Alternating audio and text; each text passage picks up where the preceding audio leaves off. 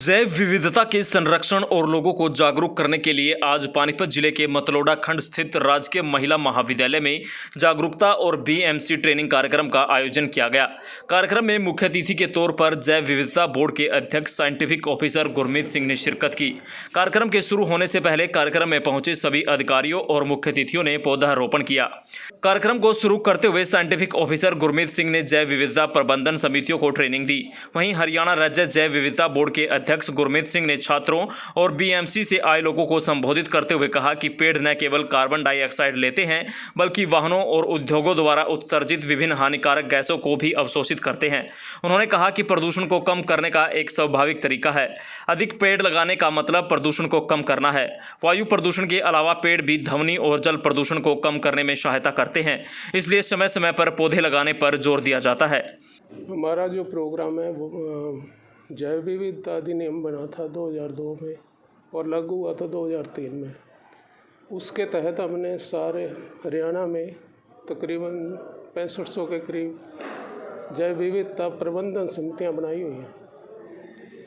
ये बनाई तो फरवरी 19 में थी, 2019 में, लेकिन बीच में कोविड की वजह से इनकी ट्रेनिंग नहीं हो पाई, इनका कोई मतलब प्रोग्राम अवेयरनेस का नहीं हो पाया।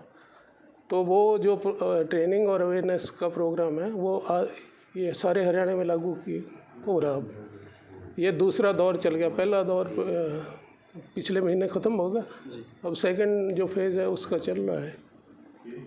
क्या कुछ इसका लोगों को लाभ मिलेगा, किस लिए ये शुरू किया गया है, थोड़ा इसके बारे में बताइए। ऐसा है, बायोडाइवर्सिटी क्या है पहले तो ये बताना पड़ेगा। जितने भी जीवित चीज़ें हैं संसार में उनकी किस्मों को बायोडाइवर्सिटी बोलते हैं। और ऐसी कोई लाइफ सपोर्टिंग ऐसी कोई चीज़ नहीं है जैसे ऑक्सीजन, जल, वस्त्र, मकान जो बिना जैव विविधता के कामयाब हो सके या बन सके। पानी भी नहीं मिलता इसके बिना।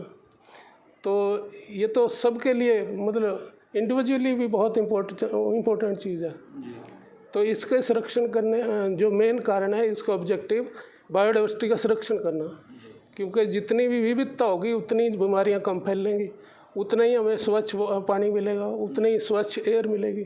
तो ये है मेन ऑब्जेक्टिव इसका। ये किस विभाग की तरफ से शुरू किया गया? ये हरियाणा स्टेट बायोडाइवर्सिटी बोर्ड बनाया गया। जैव विविधता अधिनियम की धारा 22 के तहत ये बोर्ड बना हुआ है। वो सारे ये कार्यक्रम कर रहा है to conserve biodiversity, to promote biodiversity, to involve the people in conservation of biodiversity. तो इस तरह की सारी एक्टिविटीज़ वो बोर्ड ही कर रहा है हमारा, जहाँ से मैं हूँ। ये जिले स्तर पर चल रहा है पूरे हरियाणा में? हाँ जी, ये ब्लॉक लेवल पे, विलेज लेवल के भी मेंबर्स आ रहे हैं इसमें।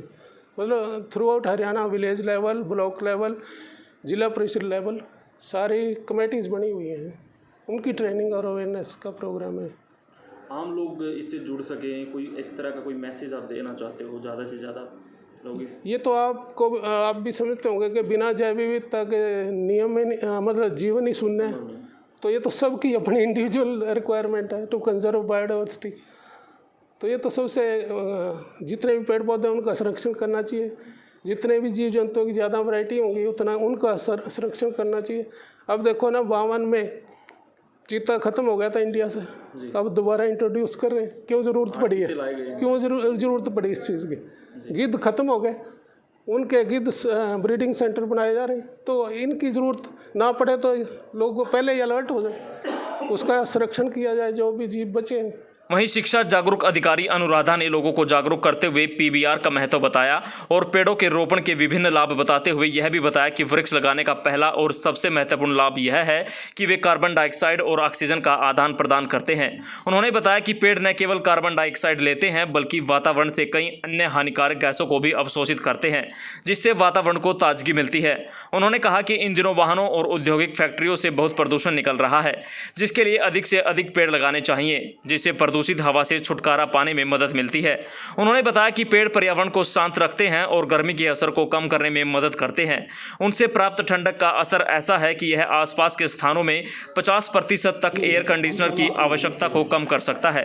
ये जो हमारा ट्रेनिंग और कैपेसिटी बिल्डिंग प्रोग्राम है, ये चेयरमैन सर की अध्यक्षता में हरियाणा स्टेट बायोडाइवर्सिटी बोर्ड की तरफ से आज यहाँ पानीपत गवर्नमेंट कॉलेज में किया जा रहा है। और इसमें बहुत सारे बीएमसी के रिप्रेजेंटेटिव्स भी आए हुए हैं, अलग अलग ब्लॉक से आए हैं और साथ में यहाँ पे स्टूडेंट्स भी हैं। तो ये हमारा जो अवेयरनेस प्रोग्राम है उसके बारे में हम लोगों को बता रहे हैं कि इनका लोकल लेवल पे पीवीआर जो बन के तैयार हो रहा है तो वो कैसे उनका कॉपीराइट बनेगा और हमें जैव विविधता को बचाना क्यों ज़रूरी है। तो इसमें जितने भी हमारे रिस्पेक्टिव एमिनेंट स्पीकर्स हैं वो सब भी अपने अपने स्पीच के माध्यम से लोगों को समझाएंगे और अपील करेंगे कि बायोडाइवर्सिटी ना सिर्फ हमारे अपने लिए बल्कि ओवरऑल पूरी दुनिया के लिए, पूरे वर्ल्ड के लिए, सबके लिए ये कितना ज़रूरी है और इसी से जो पर्यावरण है उसमें संतुलन भी बना रहेगा, इसके लिए भी वो ज़रूरी है। क्या ग्रामीण स्तर पर भी इस तरह के अवेयरनेस कार्यक्रम चलाए गए? ग्रामीण स्तर पर इस तरह के जो अवेयरनेस प्रोग्राम है वो अभी जो चल रहे हैं, ग्रामीण स्तर पे बीएमसी का गठन हुआ है और उन्हीं सभी बीएमसीज़ को ब्लॉक लेवल पे इस तरह से इकट्ठा करके यहाँ पे ये ट्रेनिंग प्रोग्राम चलाए जा रहे हैं। वहीं range forest officer Jaikishan Bangar ने बताया कि जैव विविधता से ही सभी जीवों को आश्रय मिलता है। पेड़, मकड़ी, बंदरों, अजगर, कंगारू और जानवरों की अन्य प्रजातियों के लिए भी घर है, जो हमारी जैव विविधता के अभिन्न अंग है। इस बायोडाइवर्सिटी मैनेजमेंट कमेटी के अवेयरनेस प्रोग्राम में पानीपत से लाइन डिपार्टमेंट भी आए हुए हैं, जिसमें फॉरेस्ट डिपार्टमेंट, एग्रीकल्चर डिपार्टमेंट से डॉक्टर राजेश जी आए हैं, फिशरीज से आए हैं, हॉर्टिकल्चर से आए हैं, एनिमल हस्बेंड्री डिपार्टमेंट से आए हैं, पंचायत डिपार्टमेंट से भी आए हैं। तो हम बायोडाइवर्सिटी बोर्ड के ही सहयोग के लिए सभी लाइन डिपार्टमेंट यहाँ पे उपस्थित हुए हैं। अच्छा, आपका क्या योगदान इसमें रहेगा? आपके किस तरीके से? हमारा पेड़ पौधों के मार्फत जैव विविधता में योगदान है।